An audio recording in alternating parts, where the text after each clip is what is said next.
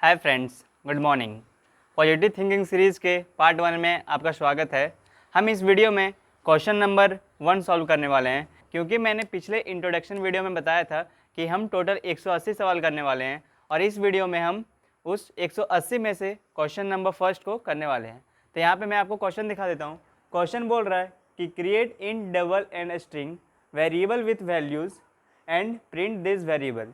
It means कि हमें 3 variable को डिक्लेयर करना है। जो हमारा पहला टाइप होगा वो इंट होगा और डबल और स्ट्रिंग, मतलब 3 वेरिएबल क्रिएट करने के बाद हमें उन वेरिएबल को प्रिंट कराना है। तो चलिए, मैंने जैसा कि बताया था कि मैं आपको सिर्फ सॉल्यूशन नहीं दूंगा, मैं आपको स्टेप बाय स्टेप बताऊंगा कि वो अंदर से काम कैसे करता है। तो चलिए देखते हैं।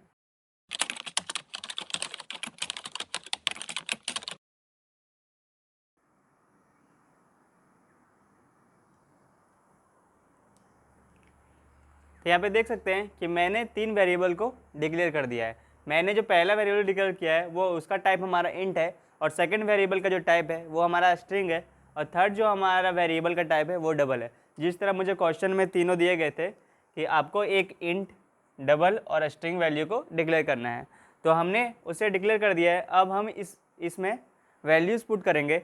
तो मैंने बताया था कि अगर आपको किसी भी वैल्यू पुट करना है तो वेरिएबल का नेम इज इक्वल टू के बाद हम जो भी वैल्यू दे देंगे वो उससे असाइन हो जाएगा। तो हम क्या करेंगे, यहाँ पे हम एज इज इक्वल टू 20 कर देंगे और नेम इज इक्वल टू कर देंगे राजू कुमार, और यहाँ पे मार्क्स कर देंगे हम 78.9। तो यहाँ पे देख सकते हैं कि मैंने जो किया है, मैंने तीनों वेरिएबल में वैल्यू को असाइन कर दिया है, और जो हमारा लास्ट जो स्टेप बचता है वो हमारा वैल्यू को प्रिंट कराना है।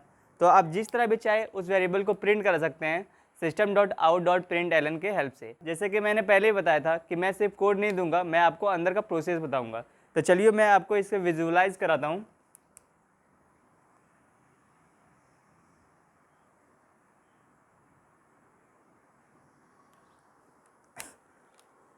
तो यहाँ पे देख सकते हैं कि ये जो कोड है, यहाँ से लेके जो हमारा ये कोड है वो बेसिकली हमारा जावा का बॉयलर कोड है।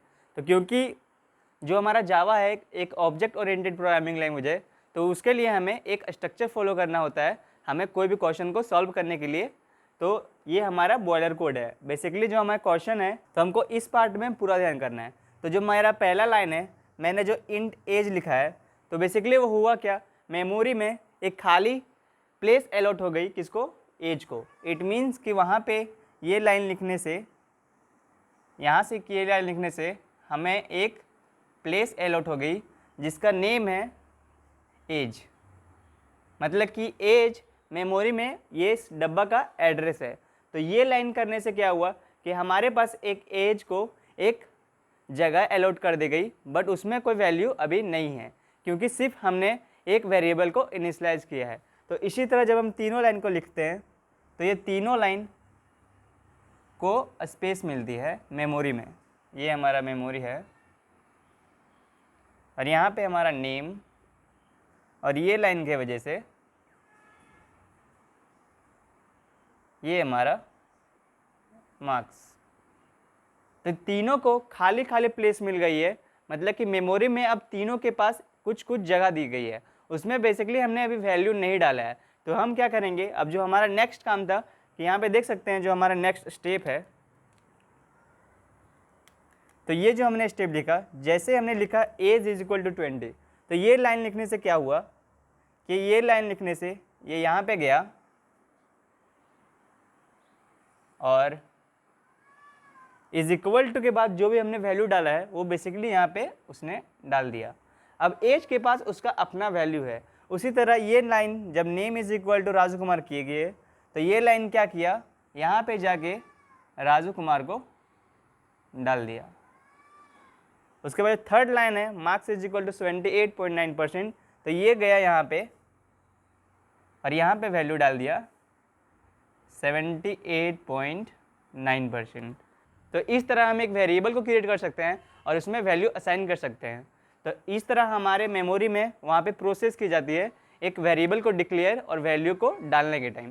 सो थैंक यू, मिलते हैं अपने नेक्स्ट वीडियो में एक और मज़ेदार सवाल के साथ जो हमारा क्वेश्चन नंबर 2 होने वाला है। So thank you, have a good day, like share and subscribe.